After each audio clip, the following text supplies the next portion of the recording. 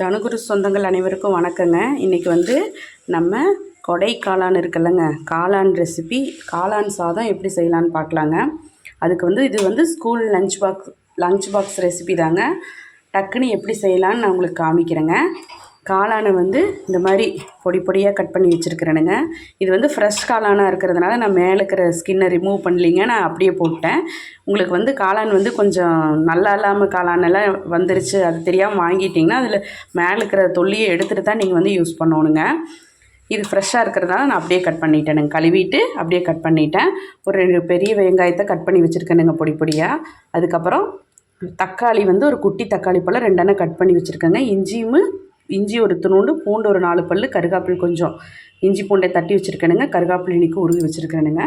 இனி எப்படி தாளிக்கலான்னு பார்க்கலாங்க. ஒரு கடாய் அடுப்பில் வச்சுருக்கேங்க. ஒரு கடாய் அடுப்பில் வச்சு அதில் ஒரு 2 ஸ்பூன் எண்ணெய் விட்டுருக்கேனுங்க. எண்ணெய் விட்டு சோம்பு பொரி விட்டுறலாங்க.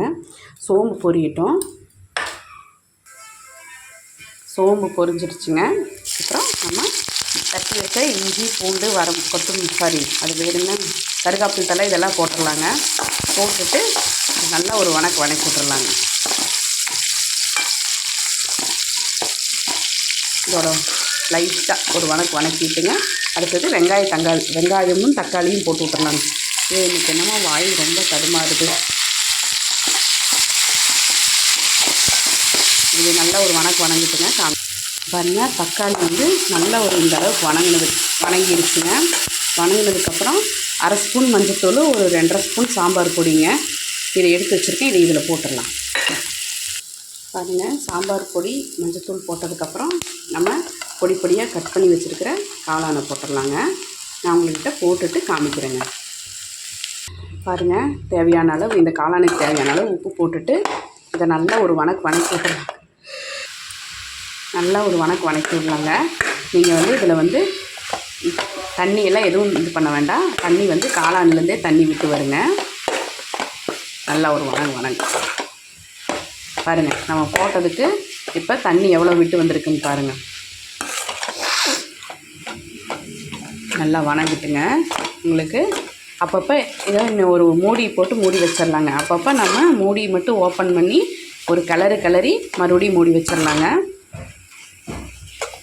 இருங்க, நான் உங்கள்கிட்ட காமிக்கிறேன். பாருங்கள், நம்ம தண்ணியே எதுவும் ஊற்றலை. எவ்வளோ தண்ணி வந்திருக்குது பாருங்கள். நம்ம எவ்வளோ காளான் போட்டால் அந்த காளான் எவ்வளோ கம்மியாயிருக்குன்னு பாருங்கள். மறுபடியும் மூடி போட்டு வச்சிடலாங்க. பாருங்கள், இந்த அளவுக்கு காளான் வந்து நல்லா கம்மியாகி, நம்ம தண்ணியே ஊற்றலை, அதில் இருக்கிற தண்ணி வந்து ஃபுல்லாக ட்ரை ஆகிடணுங்க. இந்த அளவுக்கு ஆனோடனே நம்ம எடுத்துகிட்டு இதில் சாதத்தை போட்டு கிளறிக்கலாங்க. இருங்க, நான் பாருங்கள், சாதத்தை போட்டு நம்ம மிக்ஸ் பண்ணியாச்சுங்க. அருமையான காளான் சாதம் ரெடி ஆயிடுச்சுங்க. நீங்கள் ஸ்கூல் லஞ்ச் பாக்ஸுக்கு இதை அப்படியே எடுத்துடலாங்க. சூப்பராக இருக்கும். நீங்களும் இதே மாதிரி ட்ரை பண்ணி பாருங்கள். நாளைக்கு இன்னொரு சமையலில் பார்க்கலாங்க. Thanks for வாட்சிங்க.